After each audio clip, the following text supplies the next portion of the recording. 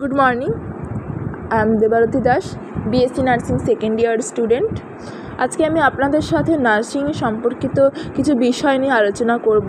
এই প্রফেশনের ব্যাড এবং good side কিছু নিয়ে, এবং কিভাবে আমি এই প্রফেশনে এসেছি, তো সেই সব কিছু নিয়ে আমি আপনাদের সাথে একটা এই ভিডিওর মধ্যে দিয়ে শেয়ার করব। যদি আমার এই ভিডিওটি আপনাদের পছন্দ হয়ে থাকে তো সেক্ষেত্রে অবশ্যই লাইক করবেন, কমেন্ট করবেন এবং আমার চ্যানেলটি সাবস্ক্রাইব করবেন।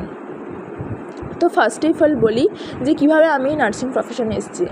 আফটার 12 আমি জেনপাস ইউজি এক্সাম দেই আমার এই নার্সিংয়ের জন্য। জেনপাস ইউজির সাথে সাথে আমি আরও কিছু এক্সাম দিয়েছিলাম সারাউন্ডিং কিছু কোর্সের জন্য, বাট আমার জেনপাস ইউজির র্যাঙ্ক খুব একটা ভালো হয়নি, সারাউন্ডিং 14,000 হয়েছিল। তো সেক্ষেত্রে আমি জানতাম যে আমার কোনো গভর্নমেন্ট কলেজ হবে না, বিকজ গভর্নমেন্ট কলেজের কাট অফ মার্কস এখন অনেক অনেক বেড়ে গেছে। যদি আপনার র্যাঙ্ক 5,000 7,000 হয় তো সেক্ষেত্রে আপনি গভর্নমেন্ট কলেজ পেতে পারবেন, আর আমার হয়েছিল 14,000। সো আই নো দ্যাট যে আমার কোনো গভর্নমেন্ট কলেজ হবে না। দেন আমি একজন এডুকেশন গাইডলাইন্সের হেল্প নেই, ওনারা আমার কাউন্সেলিং করান। এবং অ্যাকচুয়ালি আমাদের ওয়েস্ট বেঙ্গলের যে প্রাইভেট কলেজগুলো আছে, প্রাইভেট কলেজের যে কোর্স ফিজ যে হাই অ্যামাউন্ট, যেটা আমাদের মিডল ক্লাস ফ্যামিলির পক্ষে দেওয়াটা অনেকটা চাপের হয়ে যায়। আমাদের 13, 14, 15 lakhs rupees is the most.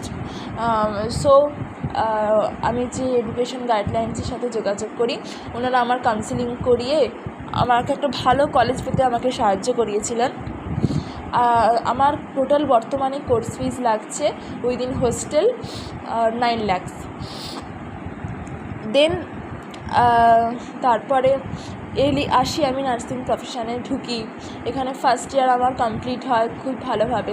Second year, now I am studying second year nursing college. তো আজকে আমি আপনাদেরকে ওয়েস্ট বেঙ্গলের কিছু টপ প্রাইভেট কলেজের সম্পর্কে বলবো। তো ফার্স্টেই আসছে অ্যাপেলো নার্সিং কলেজ।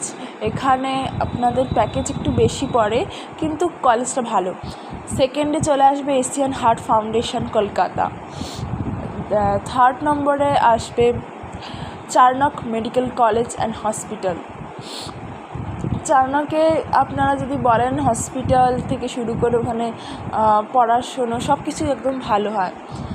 তারপরে আসবে প্রিয়ংবদা বিড়লা। তারপরে আসছে international institute of nursing and research. তারপর আসছে আপনার রামকৃষ্ণ সেবা সদন।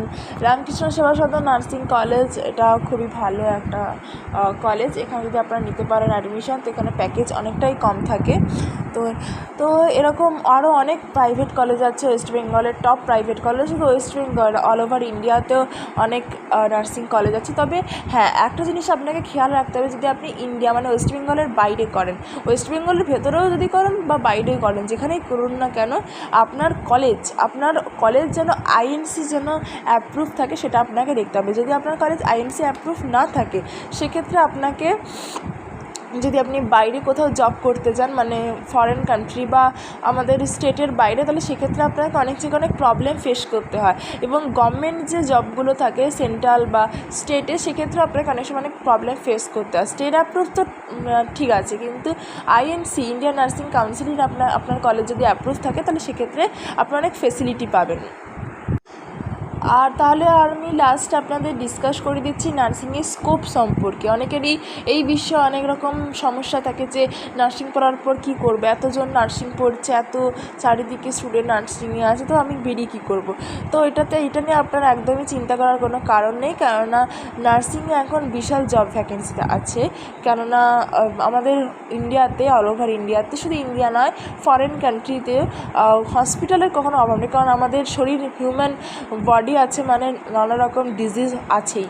তো সেক্ষেত্রে নার্স এবং ডক্টরের ভ্যাকেন্সিও প্রচুর পরিমাণেই আছে। তো নার্সিংয়ে জব নিয়ে কোনো চিন্তা নেই। আর যদি আপনারা আমার সাথে যোগাযোগ করতে চান, কিছু জিনিস আপনাদের কোশ্চেন যদি থেকে থাকেন, তাহলে সেক্ষেত্রে আমাকে কমেন্ট করুন, আমি আপনাদের সমস্ত প্রশ্নের উত্তর দেবো। আর আপনারা যদি আমি যেখান থেকে এডুকেশন গাইডলাইনের মাধ্যমে করেছি সেই এডুকেশন কাউন্সিলিংয়ের সাথে যদি যোগাযোগ করতে চান, তাহলে আমার ডেসক্রিপশানে ওদের ফোন নাম্বার দেওয়া থাকবে, আপনারা ওনাদের সাথে ডাইরেক্ট যোগাযোগ করতে পারেন।